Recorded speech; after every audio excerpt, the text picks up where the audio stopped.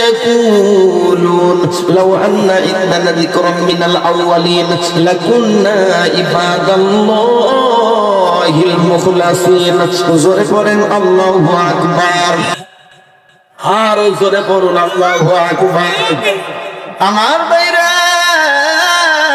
আমার বন্ধুগণ ও টাঙ্গালের ভাইয়ারা ও গোপালপুরের ভাইয়ারা শোনো শোনো এই যে জান্নাতের বাগান তোমরা দেখতেছো আর কোরআন ও হাদিসের কথা বলা হইতাছে আল্লাহর অগণিত ফেরেশতা আজকের বারে সাবিয়ানার চতুর সাইডে এরকম ভাবে ভিড় জমাট করতেছে যারা আসতেছে তাদের জন্য শুধু নেকি আর নেকি লেখে লেখে আল্লাহ এই ফেরেশতারা ভরপুর কইরা দিতেছে আল্লাহ বলতেছে ফেরেশতারা রে তোমরা যে ওই যে শাহজাহানপুর ওই কোরআনের মাহফিলের চতুর সাইডে তোমরা যে কলম আর কাগজ লিয়া দাঁড়িয়ে আছো ও ফেরেশতারা তোমরা কিসের জন্য কলম আর কাগজ লিয়া দাঁড়িয়ে আছো ফেরেশতারা বলতেছে আল্লাহ আপনি কি জানেন না আমরা কিসের জন্য কলম আর কাগজ লিয়া দাঁড়িয়ে আছি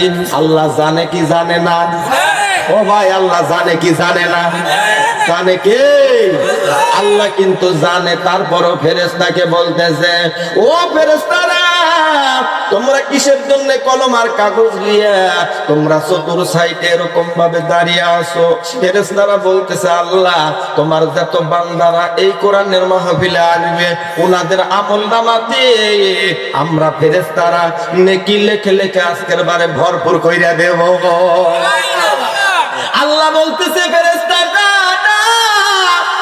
তোমাদের লেখা লাগবে না স্বয়ং আমি আল্লাহ রব্বুল আলামিন আমার বান্দার নেকি আমি আল্লাহ নিজ হাতে দিয়া দেব আল্লাহ যদি নিজ হাতে নেকি দেয় কপাল ভালো না খারাপ শাহজাহানপুর ভাইয়ারা বলো বলো কপাল ভালো না খারাপ ওদের কপাল পুইরা গেছে যারা এখনো পর্যন্ত কোরআনের মাহফিলে আসে নাই যারা কোরআনের মাহফিলে আসে না কোরআনকে ভালোবাসে না মাদ্রাসাকে ভালোবাসে না আল্লাহর ঘর মসজিদে ভালোবাসে না ওগুলা কইছে পোড়া কপাইলা মুসলমান আওয়াজ দে বলো কথা ঠিক কিনা আরো জোরে বলো কথা ঠিক কিনা আল্লাহ বললেন ফারিকুম ফিল জান্নাতি ওয়া ফারিকুম ফিস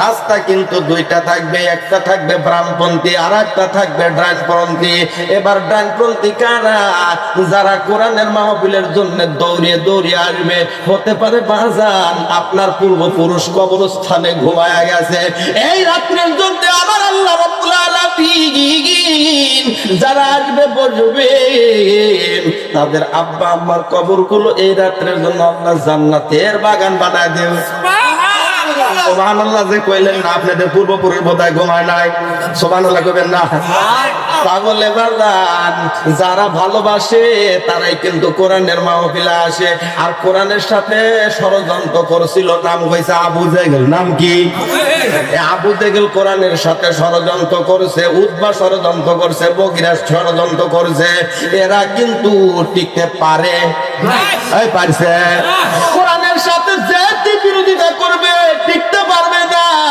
আল্লাহ বললেন ও দুনিয়ার মানুষেরা তোমরা শুনে দাও এই কোরআনের বিপক্ষে যারা গেছে অতীতেও টিকতে পারে না এখনও টিকতে পারবে না ভবিষ্যতেও টিকতে পারবে মুসলমানের দুশ্মনেরা হয়েছে সাবধান নইলে জুতার বাড়ি খাবি হারাবি সম্মান কথা তো বললেন না মুসলমানের দুশ্মনেরা হয়েছে সাবধান নইলে জুতার বাড়ি খাবি হারাবি সম্মান মোরা সবই মুসলমান দিতে পারি জান মোরা সবই মুসলমান দিতে পারি জান বৌদ্ধদের পাঁচটা গোলামেরা হয়েছে সাবধান নইলে জুতার বাড়ি খাবি হারাবি সম্মান নমরুদ খোদার সাথে বেয়াদবি করেছে সেই কারণে ল্যাংড়া মশা নাকের ভিতরে ঢুকেছে নমরুদ খোদার সাথে বেয়াদবি করেছে, সেই কারণে ল্যাংড়া মশা নাকের ভিতরে ঢুকেছে। মশাই তখন কামড় দেয়, জুতার বাড়ির প্রয়োজন হয়। মশাই তখন কামড় দেয়, জুতার বাড়ির প্রয়োজন হয়। সেই জুতার বাড়িতে নমরুদ মরেছে। মুসলমানের দুশ্মনেরা হয়ে যা সাবধান, নইলে জুতার বাড়ি খাবি, হারাবি সম্মান। ফেরাউন মুসার সাথে বেয়াদবি করেছে, সেই কারণে নীল দরিয়ায় সুবান খেয়ে মরেছে। মরে নাই ফেরাউন, মরে নাই। ফেরাউন মুসার সাথে বেয়াদবি করেছে, সেই কারণে নীল দরিয়ায় সুবান খেয়ে মরেছে। বাঁচার জন্য কত বাড়ি আও মাও করে কেঁদেছে, জিবরিল আমিন ধরে তবে কাদা যে খাওয়াইছে। মুসলমানের দুশ্মনেরা হয়ে যা সাবধান, নইলে জুতার বাড়ি খাবি, হারাবি সম্মান। সোনার ভাইরা আমার, বন্ধুগণ আমার, ইতিম নবী, যেই নবীর মা নাই, যেই নবীর বাবা নাই, ইতিমরে ভালোবাসলে পারে, তাহলে আল্লাহ বলেন আমার দোস্তরে ভালোবাসা হয়ে যায়।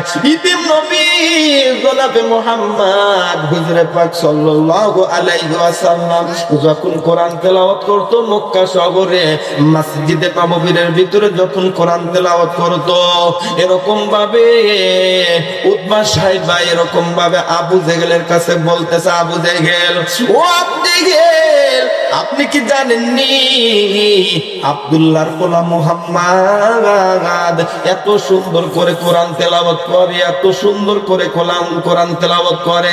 আমাদের ধর্মের লোকগুলো যখনই শোনে, শোনার সঙ্গে সঙ্গে ওই মুহাম্মাদের হাতে হাত রেখে কলেমা পড়ে পড়ে মুসলমান হইতেছে।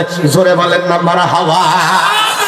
ও আবু জেহেল, এই লোকটারে তাড়াতাড়ি মারা লাগবে, এই লোকটারে হত্যা করা লাগবে। সাইবা বলতেছে, না না, এই লোকটারে আবু জেহেল আপনি মাইরেন না, আপনি যদি মারেন আপনার কিন্তু একদিন বিচার হবে, জেল দরিপানা হবে, আপনি এই লোকটারে মাইরেন না, এই লোকটা ভালো লোক।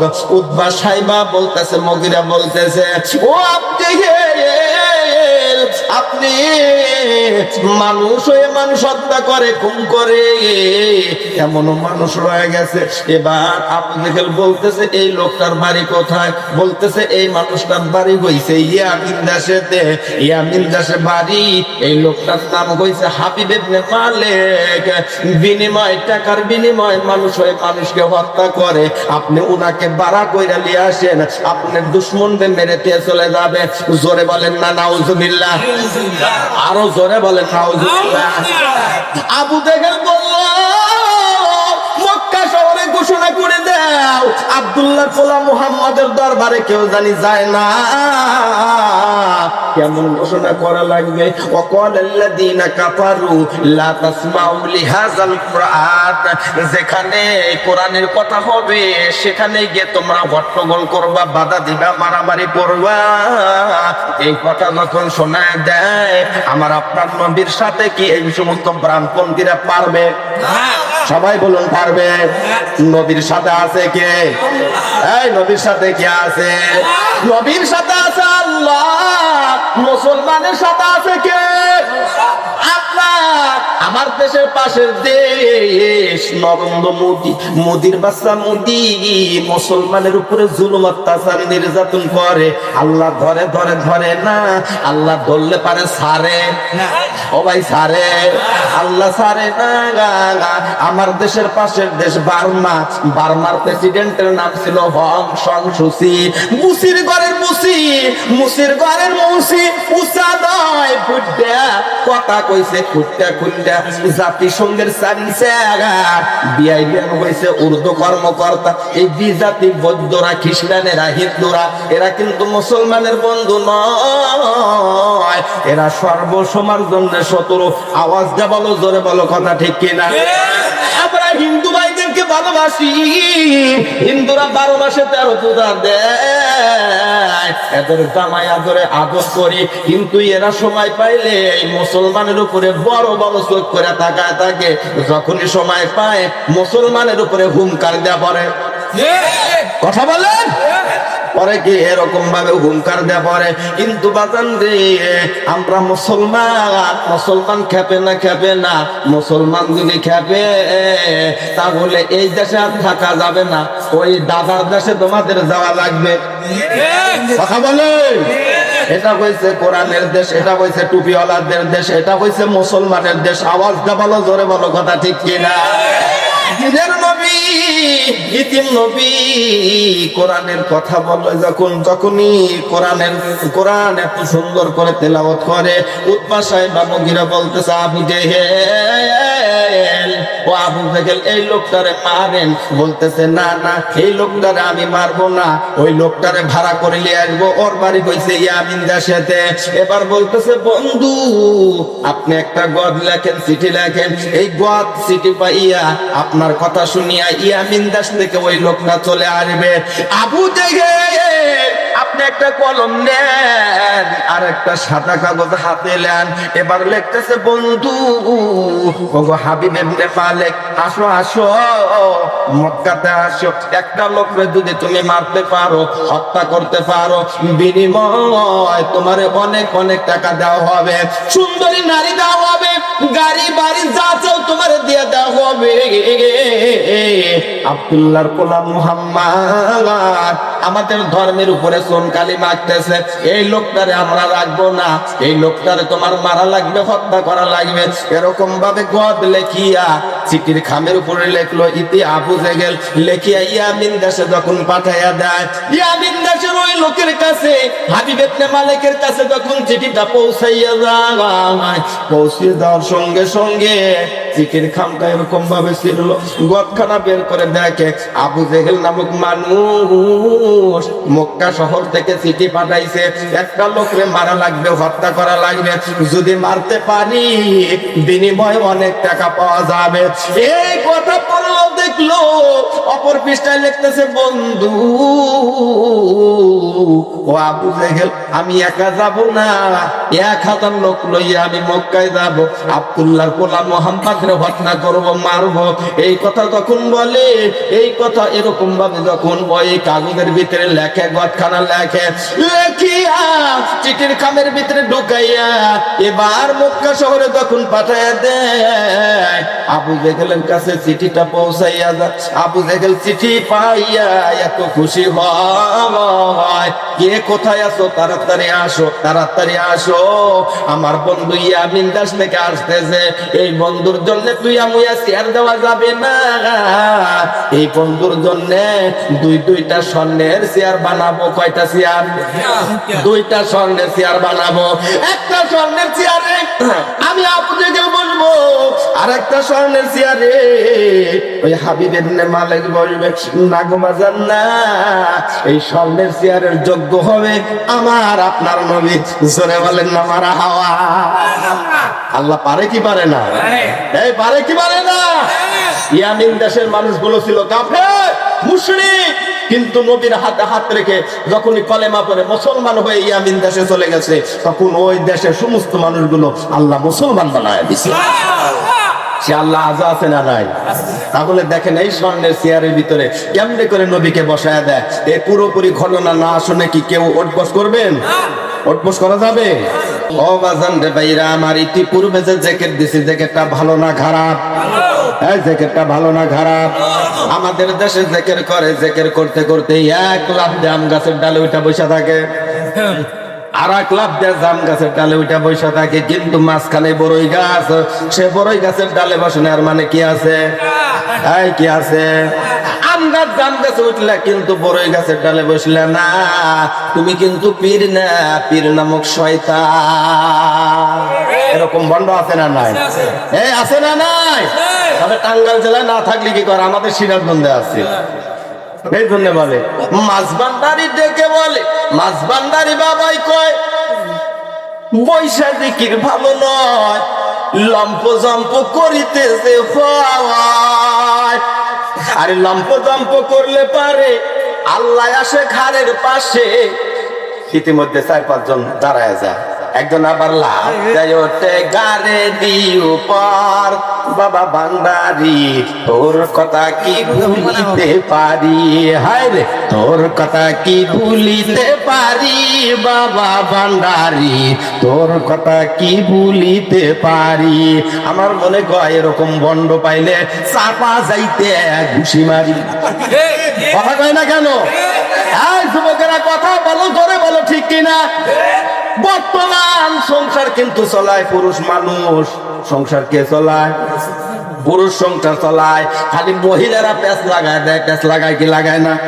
তবে টাঙ্গাইল জেলার মা বোনেরা বোধ হয় ভালো আছে, টাঙ্গাইল জেলার মা বোনেরা অত্যন্ত ভালো। সংসার চলায় পুরুষ মানুষ, নারী লাগায় প্যাঁচ। সংসার চালায় পুরুষ মানুষ, নারী লাগাই প্যাঁচ। প্রত্যেক বাড়ি শুরু হয়ে গেছে, প্রত্যেক বাড়ি খেলা শুরু হয়েছে, রেফারি সারা ম্যাচ রে ভাই, রেফারি সারা ম্যাচ। আমার ভাষা কথা বোঝেন না? সংসার চালায় পুরুষ মানুষ, নারী লাগাই প্যাঁচ। প্রত্যেক বাড়ি খেলা শুরু হয়েছে, রেফারি সারা ম্যাচ রে ভাই, রেফারি সারা ম্যাচ। ও তোর ঘরে জ্বালা বাইরের জ্বালা, ঘরের জ্বালা বাইরের জ্বালা, জ্বালা নাই রে শেষ। নারী জাতি নষ্ট করলো সোনার বাংলাদেশ, নারী জাতি নষ্ট করলো সোনার বাংলাদেশ। কথা বলে প্রেম প্রীতি ভালোবাসা ঢুকছে ঘরে ঘরে, কত যুবক প্রেম করিয়া বিষ খাইয়াই মরে।